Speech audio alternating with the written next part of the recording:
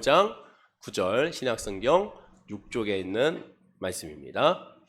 우리 다 함께 마태복음 5장 9절 말씀을 신약 6절에 있는 말씀을 성경과 화면을 통하여 함께 합독하도록 하겠습니다.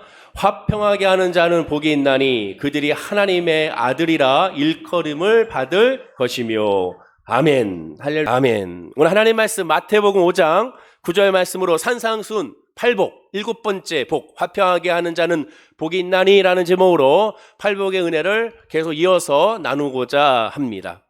그렇습니다. 오늘은 산상순 8복에서 7번째 복의 말씀입니다. 자, 그럼 본문 9절에 있는 7번째 복이 무엇인지를 다시 한번 우리 합독하도록 하겠습니다. 자, 시작. 화평하게 하는 자는 복이 있나니 그들이 하나님의 아들이라 일컬음을 받을 것이며. 이를 알기 위해서는 먼저 첫째 화평이나 무엇인지를 알아야 됩니다. 초대 교회 가운데 하나인 안디옥 교회라고 있습니다. 사진과 같은 교회가 안디옥 교회인데 안디옥 교회는 이방인 선교의 발상지이자 거점이라 할 수가 있습니다. 안디옥 교회를 통하여 이방 선교의 시발점이 된 교회이며 그만큼 중요했으며 또한 놀라운 은혜와 섭리가 임했던 교회가 바로 이 안디옥 교회입니다.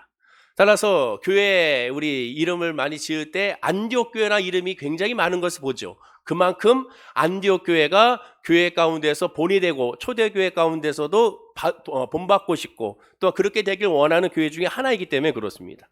그런데 이 안디옥 교회는 무엇보다도 놀라운 것은 이 교회에 다니는 성도들이 최초로 받은 칭호 때문에 그렇습니다. 그럼 그 칭호가 무엇인가?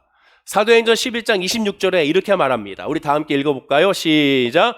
만남에 안디옥 교회에 데리고 와서 둘이 교회에 1년간 모여있어 큰 무리를 가르쳤고 제자들이 안디옥 교회에서 비로소 그리스도인이라 일컬음을 받게 되었더라. 이거죠.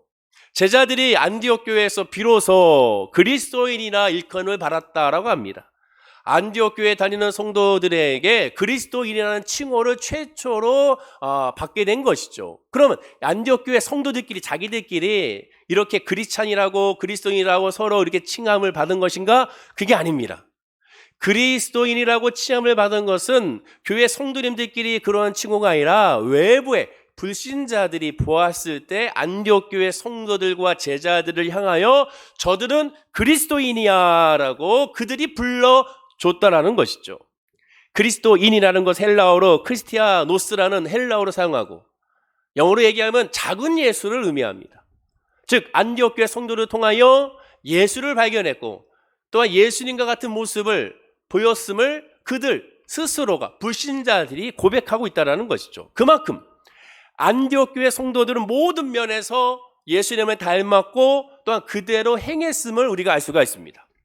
자, 그러면 안디옥 교회 성도들은 예수님이 무엇을 닮았는지 알아야죠. 예수님이 어떤 모습을 닮았을까? 안디옥 교회 성도들이 예수님처럼 기적을 베풀었는가? 예수님처럼 오병이어의 기적을 예수님처럼 또한 죄인들과 함께 했는가? 그런 것이 아닙니다. 안디옥 교회 성도님들이 예수님처럼 십자가에 순교했기 때문에 그런 것인가? 그것도 아닙니다. 예수님이 이 땅에서 오셔서 하신 일이 무엇입니까? 그것을 했기 때문에 그래요. 그것은 바로 인류를 구원하는 거죠. 저와 여러분들을 구원하는 겁니다. 에베소서 2장 12절에 이렇게 말합니다. 그때 너희는 그리스도 밖에 있었고 이스라엘 나라 밖에 사람이라 약속의 언약들에 대하여 외인이요 세상에서 소망이 없고 하나님도 없는 자였다. 예수님을 믿기 전에는 하나님도 없는 외인이었다고 말합니다. 소망이 없는 사람이었다고 말해요. 그러나 이어지는 14절과 16절에 보면 그는 우리의 화평이신지라 둘로 하나를 만드사 원수된 것 곧 중간에 막힌 담을 자기의 육체로 허시고 또 십자가로 그 둘을 한 몸으로 하나님과 화목하게 하려 하심이라. 원수된 것을 십자가로 소멸하셨다. 예수님의 십자가의 사역과 목적과 결과를 한 단어로 표현하면 바로 이 화평이었습니다. 그 화평은 세상에서의 화평이 아닌 사람과 사람의 관계의 화평이 아닌 하나님과 사람의 관계의 화평을 말하게 되죠. 하나님과 사람 사이에 죄로 말미암아 막혀 있었던 그 담을 예수님의 십자가의 보혈과 부활로 말미암아 죽으심과 부활로 말미암아 그 모든 막힌 담을 허셔서 하나가 되는 중보자의 역사로 우리를 이어주신 그 역사를 바로 화평이라고 말하게 되고 그 모습이 예수님의 사역의 중심이었고 그 모든 과정을 우리는 복음이라고 말하게 되는 것이죠. 고린도후서 5장 17절에 그런즉 누구든지 그리스도 예수 안에 있으면 새로운 피조물이라 이전 것은 지나갔으니 보라 새 것이 되었도다 라고 말합니다. 예수를 만남으로 말미암아 새로운 피조물이 되어 새로운 피조물이 된 그 하나님의 사람들은 그로 말미암아 이방인들이나 유대인들이나 자유인이나 노예나 남자나 여자나 구분 없이 다 하나님과 화목하게 하는 예수님과 같은 모습을 안디옥 교회 성도들을 통하여 그들이 발견했다고 말합니다. 그렇기 때문에 그들을 크리스찬이라고 그리스도인이라고 크리스티안 누스라고 말하게 된 것이죠. 즉 그들을 통하여 한마디로 예수님을 발견한 거예요. 그들을 통하여 내가 하나님 앞에 가야겠다. 하나님을 믿어야겠다. 예수를 믿어야겠다. 내가 죄인이라는 사실을 깨달았다는 겁니다. 자, 이어지는 9절. 아까 고린도후서 5장 17절. 우리는 이 17절을 많이 알잖아요. 이 17절을 많이 암송하는데 늘 얘기하듯이 항상 구절을 한 구절이 아니라 전체를 봐야 한다고 문맥을 봐야 한다고 말씀드렸습니다. 그 이어지는 구절을 보십시오. 18절. 자, 읽어볼까요? 시작. 모든 것이 하나님께로서 났으며 그가 그리스도로 말미암아 우리를 자기와 화목하게 하시고 또 우리에게 화목하게 하는 직분을 주셨다. 예수님을 통하여 하나님과 내가 화목하게 됐으면 그 화목하게 한 사람들에게는 모두 다 직분이 주어졌는데 그 직분은 바로 우리에게 화목하게 하는, 즉 세상 사람들에게도 예수님과 같은 그러한 직분을, 그러한 사역을 감당하게 하는 그런 사명을 우리에게 주셨다라고 말하게 됩니다. 그렇습니다. 안디옥 교회 성도들이 단순하게 십자가에서 순교하고 또 죽었기 때문에 크리스찬으로 불려진 것이 아니라는 거죠. 그리스도인이라는 것은 내가 먼저 하나님과 화목하고 그리고 내가 속한 가정, 직장, 학교, 사회, 또한 민족, 국가 등 어떤 공동체에서는 항상 사람과 사람 사이에 막힌 담을 헐고 화평하게 하는 자를 의미하게 됩니다. 하나님을 향하여, 예수를 향하여 복음이 들어가는 그러한 목적이 바로 이러한 은혜라는 것이죠. 하지만 불행하게도 오늘날 불신자들이 보는 성도들의 모습은 그리스도인이야라고 칭송하는 모습인 것을 살펴보게 되면 부끄럽게도 그렇지 않음을 보게 되죠. 솔직히 오늘날의 교회의 모습이 불신자들에게 비춰지는 교회의 모습, 목사의 모습, 또한 성도들의 모습은 어떠합니까? 안타깝게도 코로나19로 말미암아 교회의 민낯이, 주의 종의 민낯이 그대로 드러날 수밖에 없었죠. 한국 갤럽 조사에 의하면 작년 2021년도에 조사해 보면 개신교회 호감도를 조사했습니다. 2004년, 또 2014년, 2021년 이렇게 조사했는데 2004년도에는 개신교 호감도가 12%였으나 점점 줄어들어서 작년에 6%로 확 줄었습니다.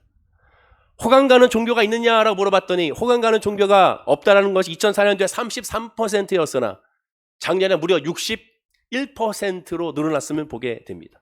그 중에서도 개신교가 가장 많이 줄어들었고 비호감도로서는 가장 높은 퍼센트를 차지한 것을 보게 되죠. 교회하면 떠오르는 것이 무엇입니까? 라는 그러한 의견 가운데 그 중에 세 번째가 교회는 이기적인 집단이다라고 말하게 됩니다. 그 이기적인 집단의 이유가 분쟁하는 모습을 통하여 드러났음을 우리가 안타깝게 여기게 되죠. 실제로 일부 교회들, 큰 교회들 같은 경우에는 분쟁함으로 말미암아 그 분쟁을 서로 안에서 해결하는 것이 외부에서 해결하기 위하여 법적인 싸움과 또한 용역을 동원하던가 또한 큰 현수막을 통하여 세상 사람들한테 우리 교회는 문제가 있다라고 외치는 것을 보게 됩니다. 정의와 공의라는 이름으로 말미암아 오히려 그리스도의 몸된 교회를 아프게 하는 것을 보게 되죠.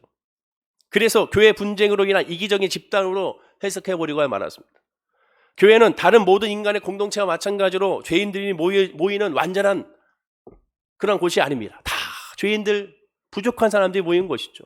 불완전한 사람들끼리 모이는 곳이 교회입니다. 따라서 불완전한 죄인들끼리 모이면 언제나 문제가 있기 마련입니다. 그러나 그 문제를 해결하는 방식이 복음으로 나가야죠. 그럼 엄격히 따지면 교회 분쟁도 주로 어디서 발단됩니까? 사실 교회 분쟁의 주 책임은 주의 종에게 있고 또한 믿음이 좋다는 그리스도인에게 있는 것을 보게 되죠. 믿음이 좋다는 거듭난 크리스찬, 그리스도인, 즉 작은 예수로 불리워야 할 자들이 먼저 분쟁을 시작하고 분쟁으로 키우고 극기어 분열을 앞장서고 그것이 은혜라고 그것이 공의라고 그것이 정의라고 외치는 안타까움을 보게 됩니다. 그리고 정말로 상처받는 사람들은 순수하게 주님을 바라보는 성도들이 상처받고 그로 말미암아 신앙이 무너지는 것을 보게 되죠. 그들의 아픔과 상처는 관심이 없고 당장 내가 눈에 보이는 이익에 집중하고 있는 것을 보게 됩니다. 너무나 안타깝죠. 우리가 기억해야 될 것은 왜 그럴까? 왜 그러한 모습을 보일 수 있을까에 주목하게 된다면 바로 그들은 하나님과의 화평하지 못하기 때문에 이런 일이 일어나는 것을 보게 됩니다. 화평하지 못한다는 것은 결국 하나님과의 관계에 성령에 충만하고 정말로 복음만이 있지 않기 때문에 이런 문제가 발생하죠. 하나님과 화평하지 않기에 남과도 화평하지 못한 겁니다. 세상에서의 자존감을 높이는 사람들이 있습니다. 근데 교회 안에서도 높이는 사람들이 있어요. 그 이유는 뭡니까? 하나님과 관계에 올바르게 되면 내 자존감이 높아질 필요도 없고 그것에 대한 가치를 두지 않습니다. 하나님의 은혜와 하나님의 사랑과 하나님의 관계에 확신이 있는데 무엇이 더 필요하고 무엇으로 내 자존감을 높이겠습니까? 오직 하나님의 은혜와 사랑이 충만하기에 더 이상 다른 세상적인 자존감에 대해서는 집중하지 않습니다. 세상적인 이름에 대해서는 집중하지 않아요. 세상적인 가치에 대해서 집중하지 않습니다. 주의 은혜와 사랑으로 충만하고 아쉬울 것이 없기 때문에 그렇습니다. 그러나 그런 모습을 보인다는 건 뭡니까? 하나님과의 평강을 유지하지 못하고 있다는 그러한 반증인 것이죠. 그런 모습을 보인다면 나는 아직 하나님의 은혜 안에 거하지 않고 있습니다. 나는 주의 복음 안에 거하지 않고 있습니다. 나는 성령 충만하지 않습니다. 나를 위해 기도해 주세요라는 그러한 몸짓이라고 할 수가 있게 되는 겁니다. 예수를 믿어 성도가 된 신분, 위치, 소속, 특권 그것이 무엇인지에 대해서 깨닫지 못하는 것이죠. 안타까운 겁니다. 그리스도인이 누려야 될 은혜가 무엇인지를 깨닫지 못한 겁니다. 성도란 내 속에 보배되시는 예수님을 모시고 있기 때문에 성령의 전으로 바뀌어요. 다른 모든 것에 가치를 두는 것이 아니라 오직 예수로 충분한 것을 보게 됩니다. 로마서 8장 1절에 이렇게 말하죠. 우리 다 함께 읽어볼까요? 자, 시작. 그러므로 이제 그리스도 예수 안에 있는 자에게는 결코 정죄함이 없나니. 결코라고 그랬습니다. 예수 안에 있는 자는 정죄함이 없어요. 결코 없다. 앞으로도 없다라는 것이죠. 예수 안에 있으면 이런 확신이 있습니다. 어떠한 일이 다가오고 무슨 일이 다가오고 짜증나는 일이 다가와도 나는 그것으로 요동치지 않는다는 확신인 것이죠. 이어지는 말씀 보십시오. 8장 35절과 37절 39절에 제가 읽어드리면 누가 우리를 그리스도 사랑에서 끊으리요? 환난이나 공고나 박해나 기근이나 적신이나 위험이나 칼이랴. 저 어떠한 모습에도 하나님과 관계에 끊어지지 않는다는 것, 하나님의 은혜와 사랑에 충만한 그 복은 끊어지지 않는다는 것이죠. 그런 말미암아 다른 것에 미련을 두지 않는 것입니다. 세상적인 것에 끌려가지 않는 거예요. 그러나 이 모든 일에 우리를 사랑하시리로 말미암아 우리가 넉넉히 이기니라. 내가 확신하노니, 자, 확신한다고 합니다. 무엇을? 사망이나 생명이나 천사들이나 권세자들이나 현재이나 장래이나 능력이나 높음이나 기쁨이나 다른 어떤 피조물이라도 우리를 우리 주 예수 그리스도 안에 있는 하나님의 사랑에서 끊을 수 없다. 무슨 일이 다가와도 질병과 문제와 아픔과 상처와 정죄와 비판과 모든 것이 다가와도 하나님과의 나의 관계는 끊을 수 없으며 하나님과의 나의 관계 가운데 주어진 이 은혜와 평강과 화평은 끊어지지 않고 무너지지 않는다는 것을 의미하게 됩니다. 교회에 나오는 것은 사람 때문에 나오는 것이 아니에요, 여러분. 하나님과의 관계로 주님께 나오는 겁니다. 주를 바라보기 위해 나오는 거예요. 예수를 만나는데 자존감이 왜 필요합니까? 그 얘기는 뭡니까? 아직 예수 그리스도를 온전히 복음으로 만나지 않고 깨어지지 않았다는 것을 의미하게 되는 거예요. 종교인이 돼서는 안 됩니다. 믿음의 신앙인이 돼야죠. 유대인들은 당시에 환난과 공고와 핍박이 다가오면 죄로 말미암아 하나님께 벌을 받는다고 생각했어요. 내가 율법을 어긴 적이 있는지 살펴보고 이웃에게 구제를 등한시했는지를 살펴보고 성전 제사를 잘못 드렸는지를 살펴보고 기도와 금식을 정해질 때 제대로 했는지를 살펴봤습니다. 그런 어려움과 환난이 다가왔을 때 그들이 제일 먼저 살펴본 것은 이게 뭐예요? 자기 행동을 살펴봤어요. 쉽게 얘기하면 기도 시간을 살펴봤습니다. 예배 시간을 살펴봤어요. 나의 헌금을 살펴봤어요. 행위에 살펴봤어요. 가장 중요한 내 마음의 중심에 대해서는 묵상하지 않았습니다. 행위에 집중했어요. 유대인들은 이런 죄책감이 들 때마다 오직 회개하여 내 마음 중심에 하나님을 두느냐, 하나님의 뜻을 구하느냐, 하나님의 마음으로 말미암아 나아가고 있느냐, 하나님과 나의 관계 가운데 화평과 평강이 있느냐, 거기에 관심이 없었습니다. 그저 행동, 눈에 보이는 행동, 사람들에게 비춰지는 모습, 거기에 집중했죠. 예레미야 29장 11절에 하나님은 분명히 선포하셨습니다. 자, 읽어볼까요? 시작. 여호와의 말씀이 이라 너희를 향한 나의 생각을 내가 안 하니 평안이요 재앙이 아니니라. 너희에게 미래와 희망을 주는 것이니라. 성경은 성도에게 환난이나 핍박이 없다고 단 한 번도 하지 않았습니다. 오히려 더 많죠. 대신에 환난이나 핍박이 있더라도 예수 안에 있는 하나님의 백성에게는, 하나님의 자녀는 그 하나님의 사랑과 은혜와 사랑은 절대로 끊어지지 않는다고 말합니다. 쉽게 얘기하면 환난과 핍박으로 망하지 않는다는 거예요. 제가 얘기해 망하지 않습니다. 무너지지 않습니다. 그래 보여도 무너지지 않아요. 쓰러지거나 넘어져 버려도 완전히 자빠지지 않습니다. 왜? 주의 강한 오른팔 우리를 붙드시기 때문에 그렇습니다. 욥을 보십시오. 욥은 졸지에 전 자식 모든 재산 다 날아가고 본인도 정수리부터 발끝까지 악창과 욕창으로 말미암아 기왓장으로 긁을 정도로 고통의 가운데 있었습니다. 그 욥의 소식을 듣는 욥의 세 친구가 욥을 위로한답시고 욥을 병문안하게 돼요. 근데 병문안하는데 이들 한 사람 한 사람들이 말하는 것을 보면 아주 가관입니다. 엘리바스가 와서 이렇게 말합니다. 죄를 지으면 고통을 당한다. 뭔 얘기냐면 너는 죄를 졌기 때문에 이러한 고통을 당했다는 거예요. 빌닷이 말합니다. 너는 틀림없이 죄를 지었다. 소발이 말합니다. 너는 현재 죄를 짓고 있다. 한 명씩 다가와서 위로한다시고 말하는 것이 더 강도가 높아져서 기가 막힌 말을 합니다. 한마디 너는 죄가 있으니까 고난이 당한 거야. 네가 왜 아픈 거야? 죄 때문에 그래. 네가 왜 환난을 당한 거야? 죄 때문에 그래. 왜 이렇게 막혀? 죄 때문에 그래. 물론 그럴 수도 있습니다. 그러나 하나님께 우리를 사랑하셔서 자녀이기 때문에 징계도 하십니다. 그러나 그것이 징계인지 아닌지 성령 안에서 우리는 누가 굳이 얘기하지 않아도 스스로가 깨닫게 되어 있어요. 그러나 우리에게 다가오는 모든 것들이 다 죄로 말미암은 것이 아닙니다. 욥을 보시죠. 죄로 말미암습니까? 아니잖아요. 사탄으로 말미암아 시험 주는 것을 보게 되죠. 성경 욥기의 시작은 뭡니까? 욥은 의로운 사람입니다. 하나님도 인정한 사람이에요. 그것이 죄가 아니었습니다. 그것이 문제가 아니었습니다. 세 친구 모두가 공동적으로 네가 죄와 허물이 있기에 이런 일이 당한 거야. 나는 죄가 없어. 욥이 말합니다. 아니야, 난 그렇지 않아. 그러니까 그들이 뭐라 합니까? 네가 알지 못하는 뭔가가 있어. 무당들이 말하잖아요. 똑같아요. 네가 알지 못하는 뭔가 있는 거야. 그걸 회개해. 그러나 성도된 특권은 무엇입니까? 이러한 어떠한 주장에도 반발해도 흔들리지 않는 거예요. 세상 사람들은 정죄합니다. 또한 사탄은 우리의 정죄예요. 너는 죄인이야. 그래서 안 되는 거야. 심지어 이렇게 얘기하면 예배해서 안 되는 거야. 기도하지 않아서 안 되는 거야. 말씀 보지 않아서 안 되는 거야. 그러나 물론 그럴 수도 있습니다. 그러나 그것이 다가 아닙니다. 먼저는 우리의 마음의 중심이에요. 중심. 하나님은 먼저 우리의 중심을 보신다고 늘 강조하고 있지 않습니까? 중심 가운데 역사가 나타나는 거죠. 중심 가운데 우리의 눈에 보이는 결과가 드러나는 겁니다. 그러나 그 결과로 말미암아 그 마음 중심도 같다고는 할 수는 없는 거예요.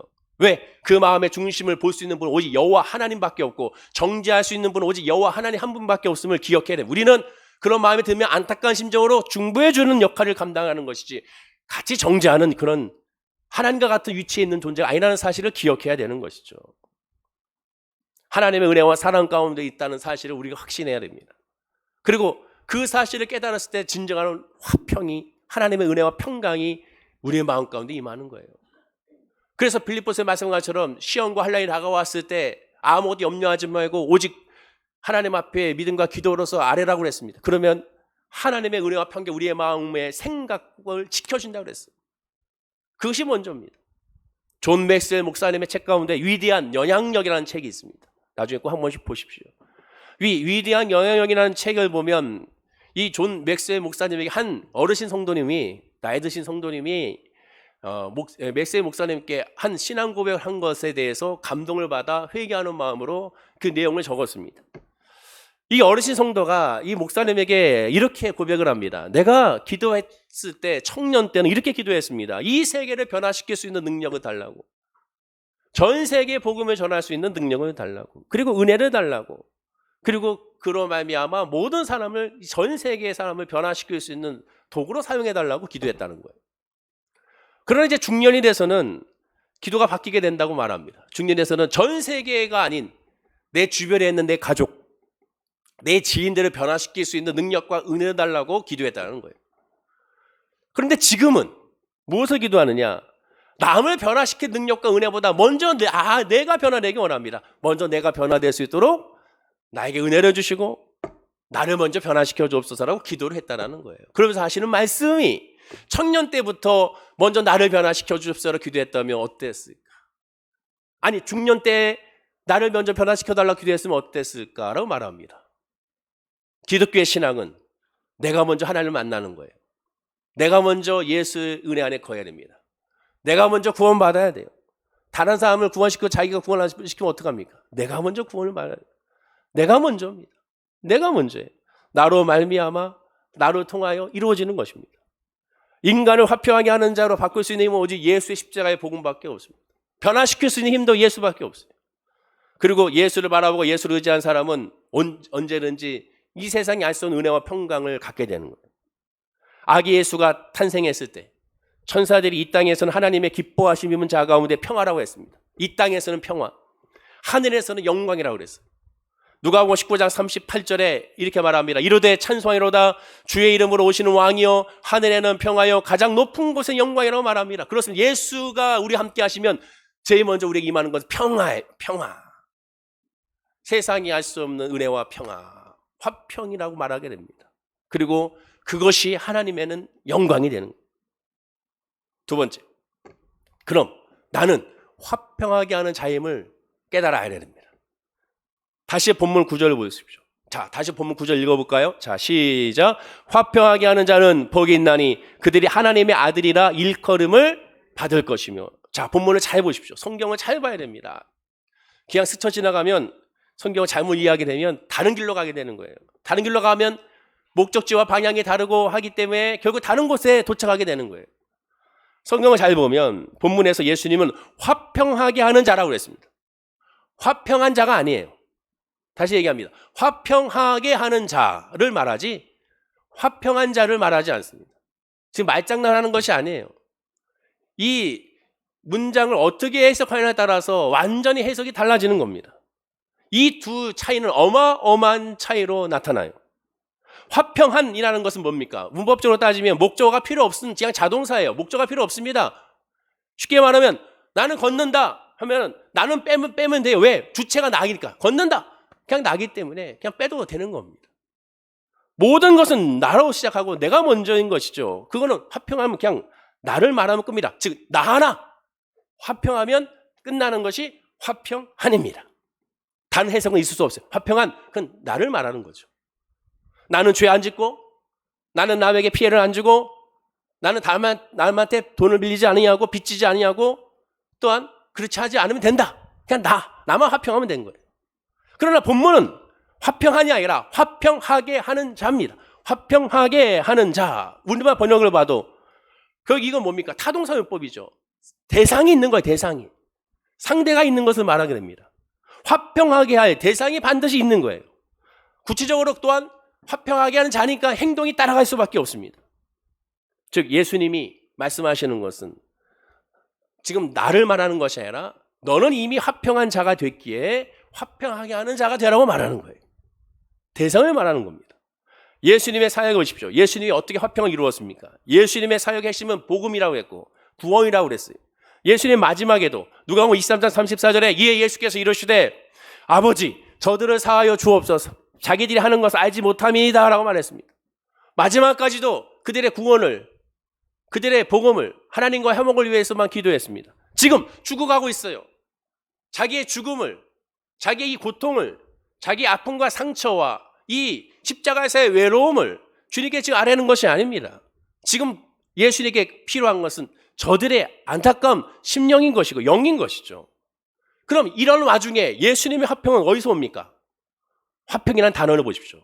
화평이라는 단어는 헬라어로 에이레네, 히브리어로 샬롬. 샬롬은 우리말로 하면 하나님의 평안을 말합니다. 샬롬, 샬롬은 하나님의 평안이 있기를 원합니다. 하나님의 평안이 있기를 기도합니다. 하나님의 평안이 있으십니까? 라는 질문이 되죠. 우리가 안녕하십니까? 라는 안녕하세요 라는 질문과 비슷합니다. 샬롬은 하나님의 평안이에요. 즉 화평이라는 것은 결국 하나님의 은혜와 평안을 말하게 되는 겁니다. 성도는 먼저 예수 안에서 이 하나님의 은혜와 평안 샬롬해야 됩니다. 내가 먼저 샬롬해야 오늘 본문의 말씀이 깨닫게 되고 이해가 되는 거예요. 내가 먼저 하나님과 샬롬하지 않으면 오늘의 본문의 말씀은 아무런 의미가 없게 되는 겁니다. 내가 하나님과 샬롬이 될 때 나의 샬롬이 사람들에게 상대에게 샬롬으로 전해지게 되는 거예요. 예수님이 이 땅에 오신 목적은 요한복음 10장 10절에 말합니다. 자, 읽어볼까요? 시작. 도둑이 오는 것은 도둑질하고 죽이고 멸망시키려는 것뿐이요 내가 온 것은 양으로 생명을 얻게 하고 더 풍성히 얻게 하는 것이라. 예수에 오신 것은, 내가 온 것은 양으로 생명, 예수에 오신 것은 생명, 구원입니다. 구원을 얻게 하고 더 풍성하게 얻게 하는 것이라. 얻게 하고 더 얻게 하는 것이라. 구원이 먼저입니다. 그렇다면 한번 스스로 질문해 봐야죠. 나는 화평하게 하는 자인가 아닌가? 화평한 자를 말한 것이 아니야. 화평하게 하는 자인가 아닌가? 자, 그럼 이것을 어떻게 쉽게 알 수 있는가? 여러분 스스로가 내 주변에 진심으로 화평하게 해야 될 대상이 있는지를 한번 살펴보십시오. 지난 한 주 동안에 내가 화평하게 해야 될 대상으로 그 사람을 위해 기도한 사람이 과연 있는지를 한번 묵상해 보십시오. 이 화평은, 화평하게 하는 것은 단순하게 이웃과의 사이가 좋은 것이 아닙니다. 가족과의 사이가 좋은 것을 말하는 것이 아니에요. 그들에게 정말 주의 복음이 예수를 알게 하는, 하나님과의 관계가 화목하게 하는 그런 모습의 간절함과 기도가 있었는지를 묻고 있는 겁니다. 화평하게 하는 자는 하나님의 축복이고, 화평하게 하는 자는 하나님의 언약의 말씀입니다. 어떻게 알 수 있습니까? 화평하게 하는 자는 이미 하나님께서 아브라함에게 주신 언약의 핵심이에요. 창세기 12장 1절과 3절입니다. 좀 길지만 중요하니까 읽어보겠습니다. 다 함께 시작. 여호와께서 아브라함에게 이르시되 너는 너의 고향과 친척과 아버지의 집을 떠나 내가 내게 보여줄 땅으로 가라. 내가 너로 큰 민족을 이루고 내게 복을 주어 내 이름을 장대하게 하리니 너는 복이 될지라. 너를 축복하는 자에게는 내가 복을 내리고 너를 저주하는 자에게는 내가 저주하리니 땅의 모든 족속이 너로 말미암아 복을 얻을 것이라 하신지라. 아브라함의 복을 말하는데 언약의 복입니다. 그 복의 핵심 뭡니까? 너는 복이 될지라. 옛날 성경은 너는 복의 근원이다. 너는 복이 될지라. 너를 축복하는 자에게 내가 복을 내리고 너를 저주하는 자에게 내가 저주한다. 자, 하나님께서 주어진 아브라함의 복의 핵심은 뭡니까? 아브라함입니까? 아니에요. 아브라함을 통하여 누구에게? 다른 사람들에게 복이 임하는 거예요. 아브라함을 통하여 다른 사람의 복을 받는 겁니다. 아브라함의 언약의 핵심은 나만 복을 받고 나만 풍성하고 나만 열매를 맺고 나만 잘 먹고 잘 살고 아니에요. 하나님의 아브라함의 언약의 축복은 바로 오늘 본문같이 화평하게 하는 자입니다. 나로 말미암아 주변 사람들이 복을 받는 거예요. 땅의 모든 족속이 누구로 말미암아? 너로 말미암아 복을 얻을 것이라고 말하고 있습니다. 너로 말미암아, 통하여, 스루라는 단어로 사용하잖아요. 통하여, 통로가 되는 겁니다. 제가 늘 얘기한 것처럼 우리는 복의 통로인 것이죠. 복의 근원은 통로를 말하는 겁니다. 막힌 것이 아니라 이어지는 거예요. 즉 복이 발생하는 원천, 복이 머무는 정거장, 복을 쌓아두는 창고가 성도가 아닙니다. 저와 여러분이 아니, 그것이 복이 아니에요. 와, 내 창고를 바라보라, 이렇게 많이 쌓여있다, 그것이 행복한 것이 아니라 나의 모습을 바라보라, 나를 통하여 얼마나 많은 것들이 하나님의 은혜가 나로 말미암아 흘러가고 있는지를 보십시오. 그게 하나님이 원하시는 복입니다. 즉 수차게 얘기한 것처럼 우리는 복의 파이프인 거예요. 파이프. 사진과 같이 파이프, 여러 가지 종류의 파이프. 아브라함이나 오늘날 성도나 단지 복이 지나가는 파이프인 것입니다. 그 파이프의 외관과 색깔은 중요한 것이 아니에요. 사람들은 파이프의 색깔과 외관을 중요시 여기죠. 너 왜 그 색깔이야? 너 왜 이 모양이야? 중요한 건 뭐예요? 그 안에 무엇이 지나가느냐죠. 무엇이 지나가느냐. 아무리 깨끗하고 아름답고 화려하다 하더라도 그 파이프 안에 오수가 지나가면 그것은 그냥 어떻게 되면 하수가 되는 거예요. 하수도가 되는 거예요. 아무리 겉보기에 화려하지 않아도 거기서 바로 상수가 지나가게 되면 아름다운, 또한 맛있는, 그리고 너무나도 몸에 좋은 그런 물을 먹을 수가 있게 되는 겁니다. 겉이 중요한 것이 아니라 또 얘기하면 마음의 중심이죠. 무엇이 내 마음에 지나가고 있는가? 무엇이 내 주변 사람들에게 나로 통하여 흘러가고 있는가? 그게 중요한 겁니다. 또 중요한 건 파이프가 막혔는지 아닌지죠. 흘러가고 있어야 되는데 안 흘러가요. 예배를 드립니다. 기도해요. 말씀을 봐요. 기도하고 찬양합니다. 하나님의 은혜로 좋은 일이 일어납니다. 근데 계속 쌓이고 있어요. 흘러가지 않아. 그냥 가지고만 있어요. 계속 흘러가야 돼. 흘러간다 하더라도 복음이 흘러가는 것이 아니라 세상이 흘러갑니다. 예수가 흘러가는 것이 아니라 세상적인 가치와 세상적인 물질과 세상적인 안녕과 세상적인 잘남만 흘러가는 거예요. 그거는 복음이 아닙니다. 그건 하나님께서 원치 않아요. 그건 막힌 거예요. 막힌 거예요. 제가 늘 얘기해요. 간증할 때도 예수를 전해야지. 잘되면 전해. 그건 간증이 그건 막힌 거예요. 막힌 거예요. 막힌 겁니다. 성도란 하나님께 받은 복을 남에게 그대로 전해주어서 화평하게 하는 자입니다. 성도 화평하게 하지 못한다면 복의 파이프가 막힌 거예요. 그는 그 막혔다면 뚫어야죠. 어떻게 뚫어야 됩니까? 우리 다 알고 있어요. 답을. 뚫을 수 있는 방법은. 성경 보고 기도하고 말씀 보는 겁니까? 물론 그래야죠. 근데 성경 보고 말씀 보고 기도하고 예배 드리는 목적이 뭐예요? 그 자체가 아니라고 그랬습니다. 목적이 뭡니까? 회개예요. 회개. 우리가 막히는 것은 예수를 알지 못하는, 하나님은 내 마음에 두기 싫어하는 것, 그것이 죄입니다. 세상의 욕심의 죄, 정욕의 죄, 이 세계 자랑의 죄, 이것으로 막혀 있는 거예요. 서서히 막히는 거죠. 막힌 줄은 알긴 모르는 거죠. 그러면 썩어지게 되는 거예요. 부패하게 되는 거죠. 우리는 이것을 뚫어야 됩니다. 죄로 해결해야 돼요. 그럼 어떻게 해결됩니까? 우리 다 알아요. 우리가 늘 찬송 불러. 찬송가 252장에 나의 죄를 씻기는 어떻게 됩니까? 예수의 피밖에 없네. 나를 정케하기도 예수의 피밖에 없네. 나의 죄속하기도 예수의 피밖에 없네. 자, 평안함과 소망은 예수의 피밖에 없네. 알기는 잘 알아요. 노래는 잘 불러. 근데 그 안에 있는 깊이 있는 의미를 모르는 것이 아닐까. 영원토록 내 할 말 예수의 피밖에 없네. 예수의 보혈의 피를 의지하여 우리는 기도해야 합니다. 예수의 보혈의 피를 의지하여 예배해야죠. 예수의 보혈의 피를 의지하여 말씀을 봐야 되는 겁니다. 주여 뚫어주시옵소서. 이 욕심을 뚫어주옵소서. 이 순간순간 올라오는 이 세상의 정욕을 뚫어주시옵소서. 아버지 하나님이여 오직 주님만 바라보게 하옵소서. 성도란 한쪽 입구는 하나님께 항상 연결해 두고 한쪽 입구는 이 세상에 흘러가게 해야 되는 겁니다. 이웃에게, 불신자들에게, 우리 가족에게 흘러가게 해야 되는 겁니다. 파이프가 돼야 됩니다. 자, 다시 팔복을 살펴보십시오. 팔복이 뭐라고 그랬어요? 신앙의 단계라고 그랬습니다. 처음에 심령이 가난해야 돼요. 그래야 예수를 영접할 수 있어요. 그리고 그 심령이 가난한 그 모습으로만 애통해야 됩니다. 나 주여 나에게 심령이 가난하게 없어서 주만 바라보게 없어서 애통하는 마음이세요. 그럼 하나님 온유함을 주세요. 그런데 그 온유함을 한번 맛본 자, 성령의 충만 은혜를 맛본 자, 그것을 늘 사모하게 됩니다. 그 하나님의 놀라운 은혜와 의를 더 사모하게 되죠. 주리가 목마르게 될 수밖에 없죠. 그리고 그것을 알지 못한 사람들의 궁이 여기게 됩니다. 그리고 궁이 여기었을 때 또 주의 궁이나 은혜를 또 받게 되는 거죠. 그리고 오늘 본문에 이루어졌습니다. 자, 한번 차이를 보세요. 1번부터 6번까지는 나 자신과 하나님과의 관계가 핵심입니다. 물론 6번은 하나님과 관계 플러스 이웃에게 연결되는 거죠. 그러나 결국 하나님과 관계 가운데 궁이 여기를 받기 때문에 결국 하나님과 나의 관계가 1번부터 6번입니다. 근데 마지막 이제 7번째 뭡니까?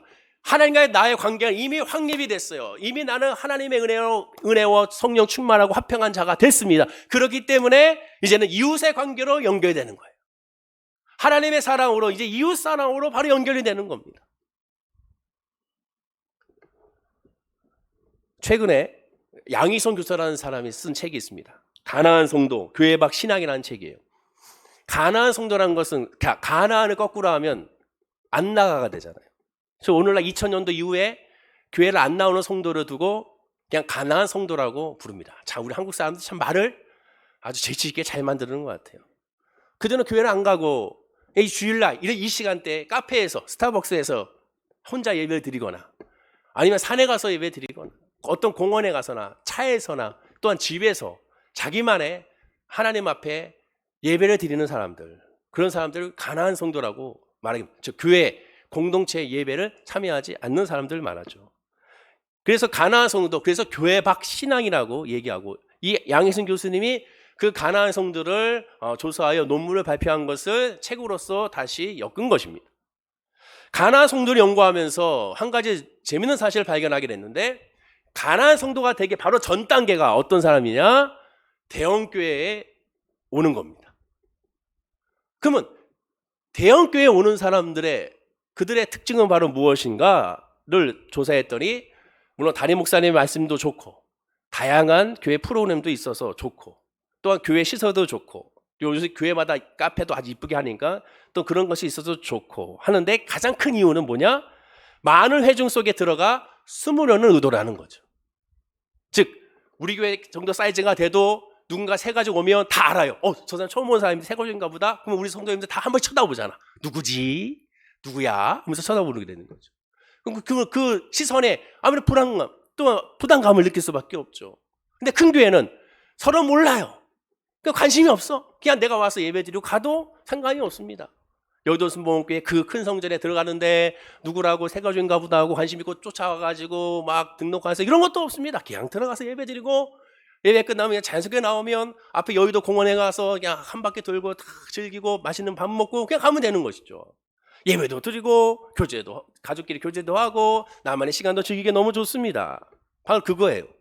남과 관계를 맺기 싫고 이웃과 화평하기도 싫고 교제하기도 싫고 남에게 상처 주기도 싫고 남에게 상처 받기도 싫고 교회 다니면서 은혜로 다녀야 되는데 다니다 보니까 봉사하다 보니까 예배드리다 보니까 뭐 하다 보니까 계속 스트레스를 받고 그러니까 다 싫다. 또한 예배 시간도 내가 정하고 싶고 내 마음대로의 시간을 갖고 싶다. 이러한 여러 가지 생각으로 결국 일단 대형교회를 가고 거기서 좀 시간이 지나면 이제 가나안 성도가 된다는 겁니다. 그런데 여러분 복음은 어떠라고 그랬습니까? 복음은 즉 기독교는 지극히 개인적이라고 그랬습니다. 지극히 개인적. 내가 먼저 구원받아야 돼요. 다른 사람 상관없어. 내가 먼저 은혜 받아야 돼요. 내가 먼저 생명을 받아야 되는 거예요. 다른 사람이 먼저 아니에요. 내가 먼저 구원이 먼저죠. 지극히 개인적입니다. 그러나 그 지극히 개인적인 복음이 지극히 공동체로 흘러가게 되는 거예요. 내가 복음 안에 있으면 그 복음을 나누고 싶습니다. 그 은혜를 나누고 싶어요. 하나님의 은혜로 말미암아 그것으로 말미암아 전하고 싶습니다. 간절하게 그것으로 선포하고 싶어요. 예수를 알지 못한 사람들에게 이 은혜를 나눠주고 싶은 것이 바로 그것이 바로 복음 안에 있는 사람의 특징이라고 할 수가 있습니다. 결코 내가 은혜 받았으니까 그냥 가만히 입 닫고 있는 것이 아니에요. 하나님을 만났고 그 은혜를 경험했으니 입이 근질근질하는 거예요. 가서 이야기하고 싶고 가서 전하고 싶고 듣든지 아니 듣든지 그냥 선포하고 싶은 것이 바로 사람의 모습입니다. 리차드 도키스라고 있죠. 바로 불신자들의 과학자를 할 수 있는 바로 무신론자의 과학자를 할 수 있는 진화론의 과학자의 핵심을 할 수 있는 사람. 이 사람이 쓴 책 이기적인 유전자라는 책이 있습니다. 아주 유명한 책. 만들어진 신과 함께 아주 유명한 책입니다. 아직 읽어보지 않은 분들 꼭 읽어봤으면 좋은 책이죠. 근데 이 책에서 이분은 이 책을 한 문장으로 정리하면 이렇게 정리할 수 있습니다. 인간을 위해 유전자가 존재하는 것이 아니라 즉 인간을 위하여 유전자가 존재하는 것이 아니라 유전자가 자기 복제를 위하여 인간을 이용하는 것이다. 바이러스가 숙주를 소화해 사용하는 것처럼 바로 이 유전자라는 것이 자기 살려고 인간을 이용한다는 거예요. 그래서 이기적인 유전자입니다. 가나안 성도는 죄송하지만 이기적인 크리스찬입니다. 내가 교회 하나님을 위하여 있는 것이 아니라 하나님이 나를 위하여 있다고 착각하는 것이죠. 내가 하나님의 영광을 위하여 있는 것이 아니라 하나님은 내 삶의 도구요, 내 삶의 형통이요, 내 삶에 무엇을 먹을까, 무엇을 마실까, 무엇을 입을까 해주는 그냥 그런 하나님으로 전락해버리는 겁니다. 거기에 하나님의 뜻은 없습니다.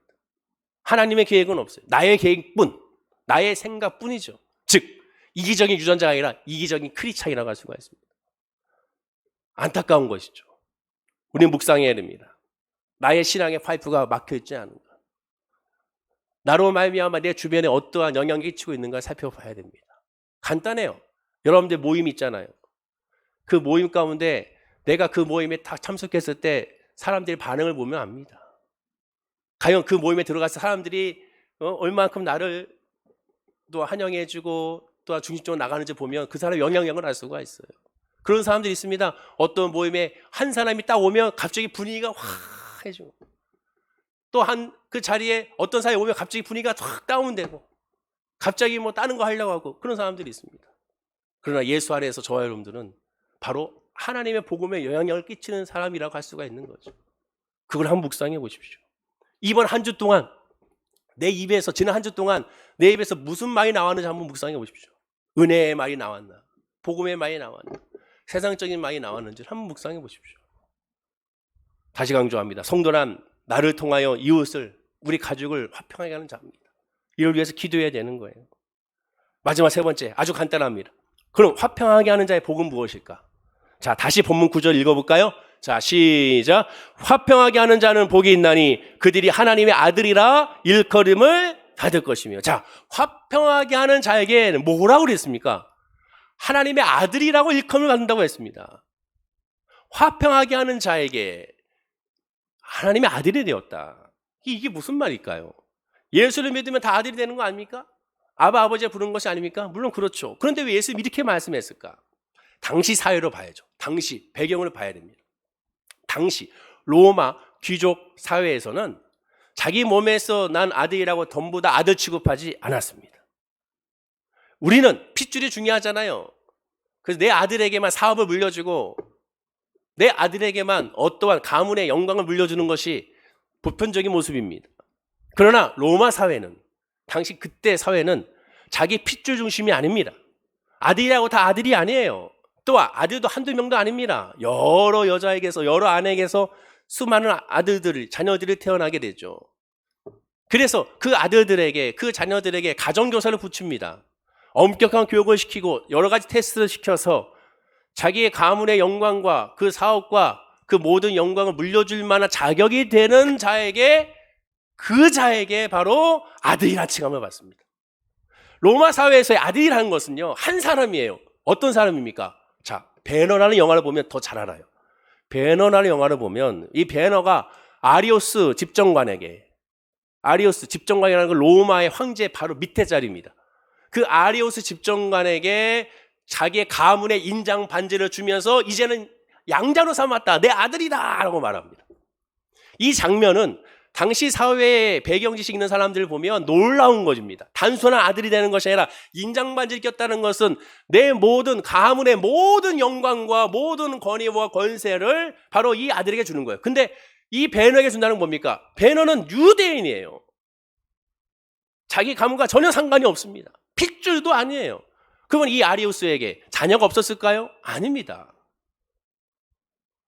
아들이 됐다는 것은 아버지의 유업을 이어받은 것이며 모든 면에서 아버지와 똑같은 권위를 가지고 모든 집안일을 처리할 수 있는 그런 사람입니다. 본문에서 예수님은 은혜적으로 그것을 표현한 거예요.